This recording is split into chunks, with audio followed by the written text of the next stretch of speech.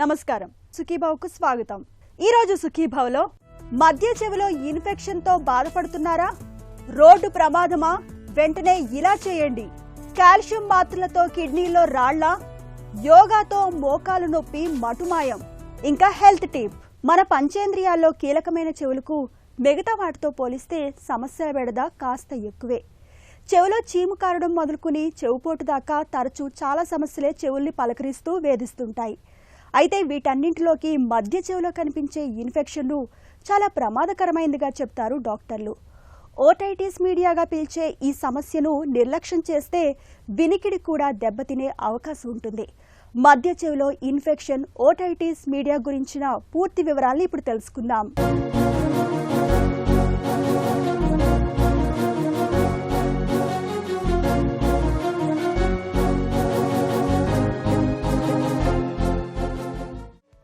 మధ్య చెవిలో ఇన్ఫెక్షన్ల గురించి తెలుసుకునే ముందు అసలు మన చెవి నిర్మాణం ఎలా ఉంటుందో చూద్దాం. మన చెవిలో ముఖ్యంగా బయటి చెవి, మధ్య చెవి, లోపలి చెవి అని 3 భాగాలు ఉంటాయి. బయటి చెవి అంటే చూడటానికి మనకు బయట కనిపించే భాగంతో పాటు చెవి రంధ్రం. ఇక మధ్య చెవిలో వినికిడి ప్రక్రియకు కీలకమైన కర్ణభేరి, ఎముకల గొలుసు, యూస్టేషియన్ ట్యూబ్ అనే భాగాలు ఉంటాయి. చివరగా లోపలి చెవిలో కాక్లియా అనే వినికిడికి సంబంధించిన భాగంతో పాటు మనం నిటారుగా నిలబడటానికి వీలు కల్పించే నియంత్రణ భాగమైన వెస్టిబ్యులార్ వ్యవస్థ ఉంటాయి. ఇక్కడి నుంచి వినికిడితో పాటు మనం నిటారుగా ఉండటానికి వీలు కల్పించే నరాలు మెదడులోని సంబంధిత భాగాలకు అనుసంధానమై ఉంటాయి. స్థూలంగా ఇది మన చెవి నిర్మాణం. చెవి విషయంలో మిగతా వాటితో పోలిస్తే మధ్య చెవికి ఓటైటిస్ మీడియా వంటి ఇన్ఫెక్షన్ల బెడద ఎక్కువగా ఉంటుంది. ఆర్టైటిస్ మీడియా అంటే మధ్య చెవులో ఒక రకమైన ద్రవం కలెక్ట్ అవ్వడాన్ని ఆర్టైటిస్ మీడియా అంటాము. ఆర్టైటిస్ మీడియా విత్ ఎఫ్యూజన్ అనబడేది. ఇప్పుడు దానికి రకరకాల పేర్లు ఉన్నాయండి. అంటే సేరస్ ఆర్టైటిస్ మీడియా అని, సెక్రెటరీ ఆర్టైటిస్ మీడియా అని, కెట్రాల్ ఆర్టైటిస్ మీడియా అని ఇలా. కానీ most widely accepted and used terminology is otitis media with effusion అంటాము. ఇది ఎవరికన్నా రావచ్చు. అంటే మేల్స్కి కానీ, ఫీమేల్స్కి కానీ, అండ్ పెద్దాళ్ళకి కానీ, చిన్నపిల్లలకు కానీ. యూజువల్గా very commonly seen in children. చిన్నపిల్లల్లో ఎక్కువ కనబడుతుంది. యూస్టేషన్ ట్యూబ్ డిస్ఫంక్షన్ అంటే చెవికి ముక్కుకి ఉండే కనెక్షను సరిగ్గా పనిచేయకపోవడం వల్ల ఒక మేజర్ ప్రాబ్లం అన్నమాట. రెండోది abnormal formation of nasopharyngeal region or vault అంటాం. ఆ ట్యూబు అడ్డులు ఏదన్నా వచ్చినా, లేదా అక్కడి నుంచి ఇన్ఫెక్షన్ ఏదన్నా ట్యూబ్లోకి స్ప్రెడ్ అయినా సరే, దానివల్ల కూడా ఈ యూస్టేషన్ ట్యూబ్లోంచి వచ్చిన సమస్య వల్ల మధ్య చెవిలో నీరు జారడం అనబడేది జరుగుతుంది. మధ్య చెవికి సంబంధించి చీము కారడం వంటి సాధారణ సమస్యలు మొదలుకొని ఇన్ఫెక్షన్ వంటి తీవ్రస్థాయి సమస్యల వరకు చాలానే కనిపిస్తూ ఉంటాయి. చెవికి ప్రమాదవశాత్తు ఏదైనా దెబ్బ తగలటం, యూస్టేషియన్ ట్యూబ్ పనితీరులో లోపాలు, కొలెస్టియోటోమా, ఓటోస్క్లోరోసిస్ ఇవన్నీ మధ్య చెవిలో కనిపించే ఇన్ఫెక్షన్లే. స్కూల్కు వెళ్లే పిల్లల్లో చెవిలో చీము కారటం అనేది ఎక్కువగా ఉంటుంది. జలుబు, ముక్కులో ఇన్ఫెక్షన్ యూస్టేషియన్ ట్యూబ్ ద్వారా చెవుల్లోకి చేరటం వల్ల చీము కారటం మొదలవుతూ ఉంటుంది. ఒక్కోసారి చీము పెరిగి అది కన్నభేరికి రంధ్రం చేసుకుని చీము బయటకు స్రవిస్తూ ఉంటుంది. దీర్ఘకాలిక ఇన్ఫెక్షన్లో చెవి రంధ్రం పెద్దదై కొన్నాళ్ల తర్వాత చీము కారటం తగ్గిపోతుంది. అయితే వీరిలో చెవి నొప్పి వచ్చి వినికిడి లోపం క్రమంగా పెరుగుతూ పోతుంది. అపరిశుభ్రమైన నీళ్లలో ఈత కొట్టినప్పుడు, చెవిలో పుల్లలు పెట్టి తిప్పటం వంటి అలవాట్లు మధ్య చెవిలో ఇన్ఫెక్షన్లు తెచ్చిపెడుతూ ఉంటాయి. ఆర్టైటిస్ మీడియా విత్ ఎఫ్యూజన్ పేషెంట్కి symptoms first ear block or hard of hearing. అంటే చెవి దెబ్బడేసినట్టుగా ఉండడం, లేదా చెవి సరిగ్గా వినబడకపోవడం. ఇది చాలా కామన్ కంప్లైంట్ అనమాట. అండ్ యూజువల్గా ఈ పిల్లల్లో కొంతమందిలో ఇది ఫ్లూయిడ్ లోపల ఉంటుంది, కానీ ఇయర్ ఏక్ చాలా అన్కామన్ అనమాట. ఈ ఎఫ్యూజన్ ఉన్నప్పుడు చెవి నొప్పి రావడం అనబడేది అన్లెస్ సూపర్ యాడెడ్ ఇన్ఫెక్షన్ ఉంటే తప్ప చెవి నొప్పి రావడం అనబడేది ఉండదు. దానివల్ల వాళ్ళకి నెమ్మదిగా చెవి వినికిడి బాగా తగ్గి దానివల్ల లెర్నింగ్ అండ్ లింగ్విస్టిక్ క్యాపబిలిటీస్ తగ్గిపోతాయి. అంటే నేర్చుకునే తత్వం, మాట్లాడగలిగే స్పష్టత అవి నెమ్మదిగా తగ్గుతాయి అన్నమాట. సో మనం పేషెంట్ చెవిలోకి ఆటోస్కోప్తో చూసినప్పుడు కర్ణబేరు కొంతమందిలో గుంజుకుపోయి ఉండడం, లేదా మా చెవు వెనక భాగంలో క్లియర్గా ఫ్లూయిడ్ లెవెల్స్ ఉండి కొంతమందిలో విత్ ఎయిర్ బబుల్స్ చాలా క్లియర్గానే కనబడుతుంది. అండ్ దీనికి అంటే ఇప్పుడు వీడియో ఆటోస్కోపీ అంటే కెమెరా అటాచ్డ్ ఎండోస్కోప్ ఉంటుంది, అది చెవిలో పెట్టి చూస్తే చాలా క్లియర్గానే తెలుస్తుంది. అండ్ ఇన్వెస్టిగేషన్స్ ఇంపిడెన్స్ ఆడియోమెట్రీ అని ఉంటుందండి, అదర్వైజ్ కాల్డ్ ఎస్ టెంపనోమెట్రీ అంటాము. వీ కెన్ డయాగ్నోజ్ చెవి వెనక భాగంలో ఫ్లూయిడ్ ఉంది అని మనం కంక్లూజన్కి రాగలుగుతాము. దానికన్నా ముందు 4 సంవత్సరాలు 5 సంవత్సరాల పిల్లల్లో అయితే సింపుల్ ట్యూనింగ్ ఫోర్క్ టెస్ట్ చేస్తే కూడా మనకు తెలిసిపోతుంది. మధ్య చెవిలో చీము కారే సమస్యను నిర్లక్ష్యం చేస్తే అది క్రమంగా కొలెస్టియోటోమా అనే సమస్యకు దారితీస్తుంది. ఇలాంటప్పుడు చీము ఎక్కువగా కారటంతో పాటు దుర్వాసనను వెలువరించటమే కాకుండా కర్ణభేరి మధ్య చెవిలోని ఎముకలు కూడా దెబ్బతినిపోతాయి. మధ్య చెవిలో ఇన్ఫెక్షన్లు దీర్ఘకాలికంగా ఉండటానికి, చీము కారటానికి యూస్టేషియన్ ట్యూబ్ పనితీరులో లోపాలు కూడా కొంతవరకు కారణమవుతూ ఉంటాయి. కొన్నిసార్లు మధ్య చెవిలోని ఎముకల గొలుసులో చివరిదైన స్టేపిస్ అనే ఎముక చుట్టూ స్పాంజీ వంటి ఎముక భాగం పెరగటం వల్ల శబ్దమంతా మధ్య చెవిలోంచి లోపలి చెవిలోకి వెళ్ళదు. దాంతో వినికిడి సమస్య వస్తుంది. ఇలాంటి కండిషన్ను ఓటోస్క్లోరోసిస్గా పిలుస్తారు. తరచూ చెవిలో నొప్పిగా ఉంటున్నప్పుడు, చీము కారుతున్నప్పుడు, చెవి దిబ్బడ వేసుకున్నప్పుడు, చెవుల్లోంచి శబ్దాలు వస్తున్నప్పుడు, వినికిడి తగ్గుతున్నప్పుడు ఆలస్యం చేయకుండా వెంటనే ఈఎన్టీ డాక్టర్ని సంప్రదించాలి. ఆటిటిస్ మీడియా విత్ ఎఫ్యూజన్కి ట్రీట్మెంట్ యూజువల్లీ అంటే first in the beginning mucolytic agents అంటే జిగురు లాంటి పదార్థం బ్రేక్ అవ్వడానికి వాడే కొన్ని రకాల మందులు ని మ్యూకోలైటిక్ ఏజెంట్స్ అంటారు. యాంబ్రాక్సాల్ అని, N-acetylcysteine అని ఇలాంటి. బట్ లేటర్ స్టడీస్ రివీల్డ్ దానివల్ల పెద్ద ఎలాంటి చేంజెస్ జరగలేదు అని. అండ్ యూజువల్గా టాపికల్ స్టెరాయిడ్స్ అంటే ముక్కు ద్వారా ఇచ్చే స్టెరాయిడ్స్ లేదా వారల్ క్యావిటీ అన్లెస్ స్టెరాయిడ్స్కి ఏదైనా స్పెసిఫిక్ కాంట్రాఇండికేషన్ ఉంటే తప్ప వారల్ ఆర్ సిస్టమిక్ స్టెరాయిడ్స్ నోటి ద్వారా ఇచ్చే స్టెరాయిడ్స్ని వాడితే చాలా మందిలో గుణం కనపడుతుంది. అండ్ కొంతమందిలో మాత్రం సూపర్ యాడెడ్ ఇన్ఫెక్షన్ కూడా ఉంటుంది. ఆ ఇన్ఫెక్షన్ కంట్రోల్ చేయడానికి మాత్రమే యాంటీబయాటిక్స్ ఉంటాయి. 3 weeks ఆఫ్ మెడికేషన్ ట్రై చేసిన తర్వాత కూడా if the fluid is not getting resolve then surgical treatment. మధ్య చెవిలో సమస్యలను గుర్తించడానికి ఈఎన్టీ వైద్యులు, ఆడియాలజిస్టులు ఓటోస్కోప్ అనే పరికరాన్ని ఉపయోగిస్తారు. దీని ద్వారా చెవి రంధ్రం ఎలా ఉంది, కర్ణభేరికి ఏదైనా రంధ్రం పడిందా, చెవి లోపల ఇన్ఫెక్షన్ ఉందా అన్న విషయాలను తెలుసుకుంటారు. దీంతోపాటు వినికిడి పరీక్షల ద్వారా కూడా చెవి మధ్య భాగంలో ఏవైనా లోపాలున్నాయేమో తెలుసుకోవచ్చు. ఒక్కోసారి సమస్య తీవ్రతను బట్టి కొన్ని రక్త పరీక్షలు, సిటీ స్కాన్ వంటి ఇతర పరీక్షలు కూడా చేయించాల్సి ఉంటుంది.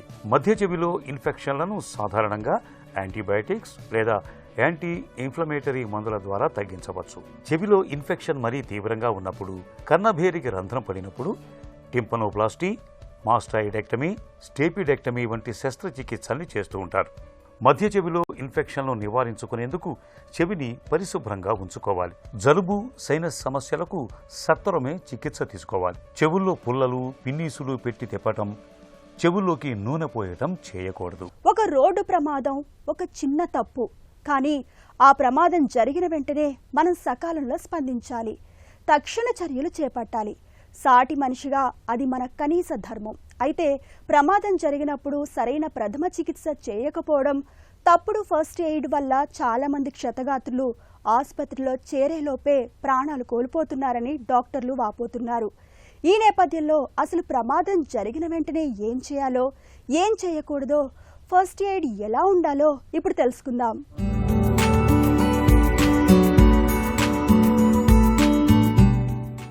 రోడ్డు ప్రమాదం జరిగినప్పుడు ప్రతి నిమిషం విలువైనది.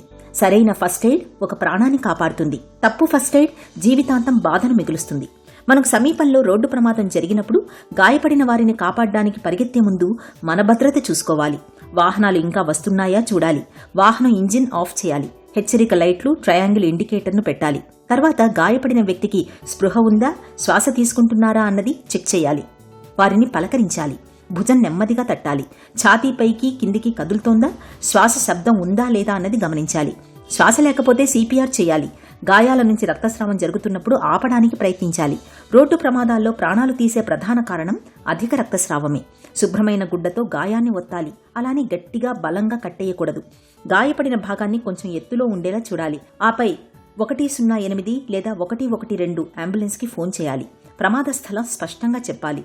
బాధితుడి పరిస్థితి వివరించాలి. ఫస్ట్ ఎయిడ్ అనేది ఆసుపత్రికి తీసుకెళ్లే వరకు మాత్రమే. ప్రమాదం జరిగినప్పుడు గాయపడిన వారిని ఎట్టి పరిస్థితుల్లోనూ అవసరం లేకుండా కదిలించకూడదు. అనవసరంగా కదిలించడం వల్ల మెడ, వెన్నెముక గాయాల తీవ్రత మరింతగా పెరిగే అవకాశం ఉంటుంది. శాశ్వతంగా పక్షవాతం వచ్చే ప్రమాదం కూడా ఉంటుంది. నోట్లో నీళ్లు పోయడం, టీ, కాఫీ తాగించడం వద్దే వద్దు. నీరు, కాఫీ, టీలు నేరుగా ఊపిరితిత్తుల్లోకి వెళ్లే ప్రమాదం ఉంటుంది. గాయాలపై పసుపు, పౌడర్, ఆయిల్ వేయడం మంచిది కాదు. వీటి మూలంగా ఇన్ఫెక్షన్ పెరుగుతుంది. చికిత్స కష్టమవుతుంది. విరిగిన ఎముకల్ని సరిచేయడానికి ప్రయత్నించకూడదు. ఇది చాలా ప్రమాదకరం. నరాలు దెబ్బతింటాయి. రక్తనాళాలు పగిలే అవకాశం ఉంటుంది. ఇక క్షతగాత్రుల చుట్టూ జనం గుమికూడకుండా చూడాలి. జనం గుంపుగా చేరటం వల్ల బాధితులకు ఆక్సిజన్ అందకపోవచ్చు. రోడ్డు ప్రమాదంలో మనం హీరోలు కావాల్సిన అవసరం లేదు. కానీ తప్పులు చేయకపోతే చాలు. ఎముక పుష్టి కోసం కాల్షియం మాత్రల్ని తీసుకోవడం మనలో చాలా మందికి అలవాటే. అయితే ఈ మాత్రల మూలంగా కిడ్నీలో రాళ్లు ఏర్పడతాయనే నమ్మకం మనలో చాలా మందిలో కనిపిస్తుంది. ఈ భయంతోటే కాల్షియం సప్లిమెంట్లను తీసుకోవడానికి వెనకాడుతుంటారు. అసలు ఈ నమ్మకంలో నిజమెంత? కాల్షియం సప్లిమెంట్లతో నిజంగానే కిడ్నీలో రాళ్లు ఏర్పడతాయా? ఆసక్తికరమైన ఈ విషయం గురించి ఇప్పుడు తెలుసుకుందాం.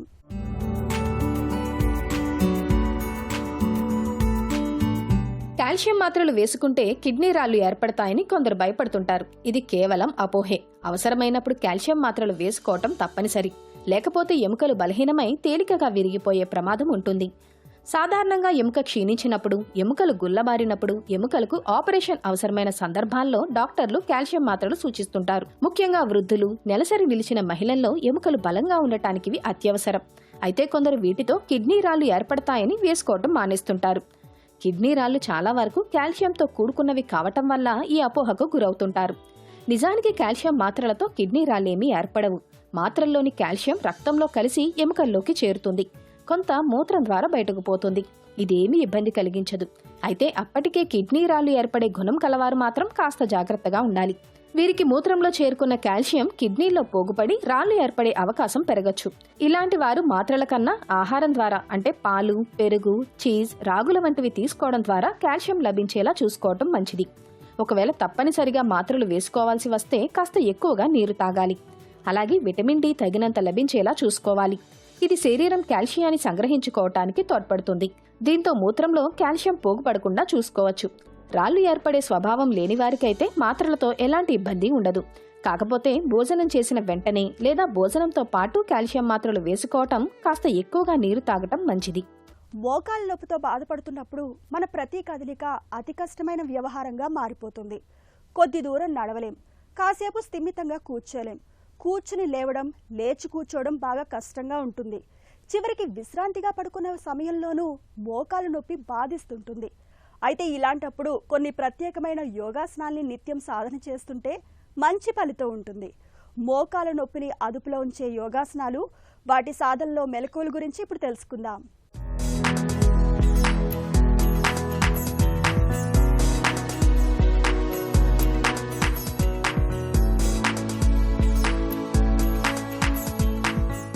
ఈనాటి కార్యక్రమంలో చాలా ముఖ్యమైనటువంటి అంశం గురించి తెలుసుకోబోతున్నాం. మోకాళ్ళ నొప్పులకు సంబంధించినటువంటి కొన్ని యోగాసనాలు, ప్రాణాయామాలు, యోగ చికిత్స విషయంగా మనం తెలుసుకోబోతున్నాం. ప్రస్తుత కాలంలో చాలామందిని 50 ఏళ్ళ తర్వాత మనం సాధారణంగా కలిసినప్పుడు ఈ మధ్య నీ రీప్లేస్మెంట్ అయిందండి, చాలా ఎక్కువ మంది మోకాళ్ళ నొప్పులు వచ్చేసాయండి, డి విటమిన్ తగ్గిపోయిందండి, అడుగు తీసి అడుగేయలేని పరిస్థితి, మెట్లెక్కలేని పరిస్థితి, కింద కూర్చోలేని పరిస్థితి, అతి చిన్న వయసులో 30 నుంచి 40 ఏళ్ల లోపలే దీన్ని మీరందరూ కూడా గమనించాలి. ఎప్పుడైనా సరే మనం పొయ్యగలిగినటువంటి వేడిది కరెక్ట్గా ఉంటే అది కరెక్ట్గా ఉంటుంది. ఉండవలసిన దానికన్నా కూడా అధిక బరువు ఉండడం ద్వారా ఫస్ట్ దాని ప్రభావం పడేది మోకాళ్ళ మీదనే. కొన్ని ప్రత్యేకమైన వ్యాయామాల ద్వారా ఈ మోకాల యొక్క కింద భాగాన్ని పై భాగాన్ని శక్తివంతంగా తయారు చేయడం ద్వారా ఏమవుతుందంటే వాటి మీద ఎక్కువ వెయిట్ పడిపోయి మీకు ఈ మోకాల నొప్పులు రాకుండా చాలా వరకు తగ్గించుకోవడానికి అవకాశం ఉంటుంది. అందులో భాగంగా ఇప్పుడు మనం తెలుసుకోబోతున్నాం ఉత్తాన పాదాసనం, పవన ముక్తాసనం, వాయుముద్ర. వీటిని ఇప్పుడు మనం ఎలా చేయాలో చేసి చూద్దాం. ఉత్తాన పాదాసనం, ఇది ఈ ఆసనం వెల్లకలా పడుకొని చేస్తాం. ముందుగా దండాసన భంగిమకి రావాలి. కాలు రెండు స్ట్రైట్గా జతలో ఉంచుకోండి. తర్వాత వెల్లకలా పడుకోవాలి. శవాసన భంగిమకి రండి. ఇలా వెల్లకలా పడుకున్న తర్వాత రెండు చేతులు తల కింద ఉంచుకోవాలి. ఉత్తాన పాదాసనం మోకాల నొప్పులకి చాలా బాగా ఉపయోగపడేటటువంటిది. మీ యొక్క ఎడమ కాల్ని పైకి రేజ్ చేస్తూ 30 degrees పైకి రేజ్ చేసి కాళ్ళను స్ట్రైట్గా అలా ఉంచుకోవాలి. 1 2 3 4 5 6 7 8 9 10. ఇప్పుడు కిందకు దించాలి. అదేవిధంగా కుడికాల్ని కూడా ఒక 30 degrees పైకి రేజ్ చేసి ఆసన స్థితిలో స్థిరంగా ఉంచాలి. 1 2 3 4 5 6 7 8 9 10. ఇప్పుడు కుడికాల్ని కూడా యథాస్థానాన్ని తీసుకొని రావాలి. ఇప్పుడు రెండు చేతులు విడుదల కింద ఉంచుకోవాలి. శరీరం కింద ఉంచాలి, కింద భాగంలో పాదాలు రెండు. ఇప్పుడు రెండు కాళ్ళని పైకి లేపాలి ఒక 30 degrees. Raise your both legs. కాళ్ళు స్ట్రైట్గా ఉంటాయి. 1 2 3 4 5 6 7 8 9 10. ఇప్పుడు క్రిందకి దించాలి యథాస్థానానికి. చేతులు రిలీజ్ చేసి ప్రశాంతాసన భంగిమలో విశ్రాంతి స్థితిలో ఉండాలి. అదేవిధంగా ఇప్పుడు మనం పవన ముక్త ఆసనం చేద్దాం. మీ యొక్క రైట్ లెగ్ని రైజ్ చేయండి పూర్తిగా. రైట్ లెగ్ని ఫోల్డ్ చేయండి. రెండు చేతులతో మోకాల దగ్గర పట్టుకొని పొట్ట మీద ఆనించి పట్టుకోండి పూర్తిగా. ఇప్పుడు మీ హెడ్ని రైజ్ చేసి గడ్డాన్ని మోకాలకు తాకించే ప్రయత్నం చేయండి. ఆసన స్థితిలో స్థిరంగా ఉండండి. 1 2 3 4 5 6 7 8 9 10. ఇప్పుడు మీ హెడ్ రిలీజ్ చేసి హ్యాండ్స్ కూడా రిలీజ్ చేసి కుడికాల్ని ఎడమకాలు జతలోకి తీసుకొని రావాలి. అదేవిధంగా ఇప్పుడు లెఫ్ట్ లెగ్ని రైజ్ చేయండి. లెఫ్ట్ లెగ్ని ఫోల్డ్ చేయండి. రెండు చేతులతో మోకాల దగ్గర పట్టుకొని ఎంత వీలైతే అంత పొట్టపైన ఆనించి ఉంచి హెడ్ రైజ్ చేసి మీ యొక్క గడ్డాన్ని ఎడమకాలు యొక్క మోకాలకి తాకించే ప్రయత్నం చేయండి. కుడికాలు స్ట్రైట్గా ఉంటుంది. 1 2 3 4 5 6 7 8 9 10. ఇప్పుడు హెడ్ని రిలీజ్ చేసి రెండు చేతులను కూడా రిలీజ్ చేసి ఎడమకాల్ని కుడికాలు జతలోనికి తీసుకొని రండి. అదేవిధంగా ఇప్పుడు మనం రెండు కాళ్ళతో చేస్తాం. రెండు కాళ్ళు రేజ్ చేయండి, ఫోల్డ్ చేయండి.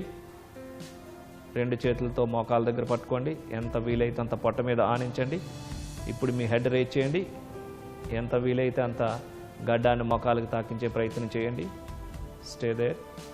1 2 3 4 5 6 7 8 9 10. ఇప్పుడు మీ హెడ్ని రిలీజ్ చేసి రెండు చేతుల్ని కూడా రిలీజ్ చేసి పాదాలు రెండింటినీ కూడా యథాస్థానానికి తీసుకొని రావాలి. ఇప్పుడు మీరు శవాసన భంగిమలో విశ్రాంతి స్థితిలో ఉండాలి.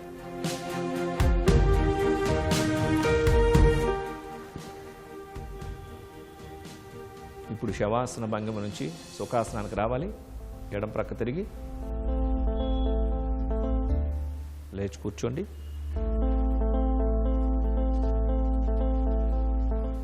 ఇప్పుడు మనం చేయబోతున్నాం వాయుముద్ర. ఇది శరీరంలో వాయుతత్వాన్ని బ్యాలెన్స్ చేసేటటువంటి, నొప్పులను తగ్గించేటటువంటి ముద్ర. 2 చేతులు మోకాళ్ళపైన, అరచేతులు ఆకాశం వైపు చూస్తున్న విధంగా ఉంటాయి. చూపుడు వేలు మీద బొటన వ్రేలు ఫోల్డ్ చేసి ఉంచండి. 3 వేళ్ళు నిటారుగా ఉంటాయి. హెడ్ స్ట్రైట్గా ఉంటుంది. షోల్డర్స్ రిలాక్స్గా ఉంటాయి. బ్యాక్ స్ట్రైట్గా ఉంటుంది. కళ్ళు మూసుకొని నిదానంగా శ్వాసను తీసుకుంటూ నిదానంగా శ్వాసను విడిచిపెడుతూ ప్రాణిక్ బ్రీతింగ్ చేయండి. చూసారు కదండి, ఒక్కొక్క కాళ్ళతో ప్రతిరోజు క్రమం తప్పకుండా ప్రతిరోజు ఒక వారం రోజులు చేయండి. మీకు ప్రత్యక్షంగా మార్పు గమనించగలుగుతారు. ఒక్కొక్క కాళ్ళతో ఒక 5 సార్లు, ముందు ఒక 10 కౌంటింగ్తో, తర్వాత ఒక 20, తర్వాత ఒక 30 కౌంటింగ్తో, ఇలా రోజు ఒకసారి కానీ 2 రోజులకు ఒకసారి కానీ మార్చుకుంటూ వెళ్తూ పెంచుకుంటూ, తర్వాత 2 కాళ్ళతో 2 సార్లు చేస్తూ, తర్వాత పవన్ముక్తాసనం కూడా ఒక కాళ్ళతో ఒక 5 సార్లు, అదేవిధంగా 2 కాళ్ళతో ఒక 5 సార్లు, వీలుంటే పొద్దున్న సాయంత్రం కూడా ఇలా చేస్తూ, ఇంకా కొన్ని ప్రత్యేకమైనటువంటి ఆసనాలు కూడా, వ్యాయామాలు కూడా ఉన్నాయి. ఇవన్నీ చేయడం ద్వారా మోకాళ్ళకి చక్కగా కాళ్ళ భాగానికి బలం చేకూరుస్తూ ఉంటుంది. మోకాళ్ళ నొప్పితో బాధపడుతున్నప్పుడు నొప్పి నుంచి ఉపశమనం కోసం నిత్యం చేయాల్సిన యోగాసనాలు, వాటి సాధనలో మెలకువల గురించి ఇప్పుడు తెలుసుకున్నాం కదా. ఇక ఈ రోజు కార్యక్రమాన్ని ముగించే ముందు ఒక చిన్న చిట్కా మీకోసం. మలబద్ధకం, గ్యాస్ సమస్యలతో బాధపడుతున్నప్పుడు త్రిఫలా చూర్ణాన్ని రోజు రాత్రిపూట ఒక స్పూన్ చొప్పున తీసుకోవడాన్ని అలవాటుగా మార్చుకోండి. మలబద్ధకం, గ్యాస్ బాధల నుంచి మంచి ఉపశమనం లభిస్తుంది.